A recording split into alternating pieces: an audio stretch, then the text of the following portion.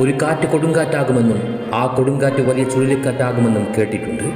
ഇതെല്ലാം ഞാൻ എൻ്റെ ഇതുവരെയുള്ള ആയുസ്സിൽ കണ്ടു തീർത്തു. എൻ്റെ കണ്ണിനും ശരീരത്തിനും എത്താൻ കഴിയാത്ത അത്രയും അകലെയുള്ളൊരു നാട്ടിൽ നിന്നും വന്ന ഒരു മനുഷ്യൻ.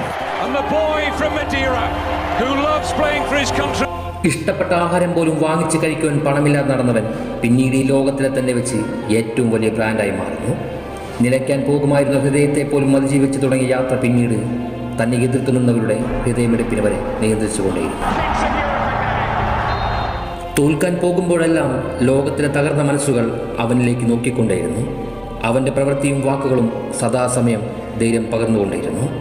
ഒറ്റയ്ക്ക് നിൽക്കുവാൻ ബലം തന്നു, വെല്ലുവിളികളെ അതിജീവിക്കുവാൻ പഠിപ്പിച്ചു, നേട്ടങ്ങളെ തൊടാൻ പ്രേരിപ്പിച്ചുകൊണ്ടിരുന്നു. ഫുട്ബോൾ എന്ന ലോകത്തിനുമപ്പുറം അയാൾ ഈ പ്രപഞ്ചത്തിൻ്റെ തന്നെ നായകനാകുന്നു. പലരും രാജ്യവും കിരീടവും നേടിയപ്പോഴും അവൻ നേടിയത് ഈ ലോകത്ത്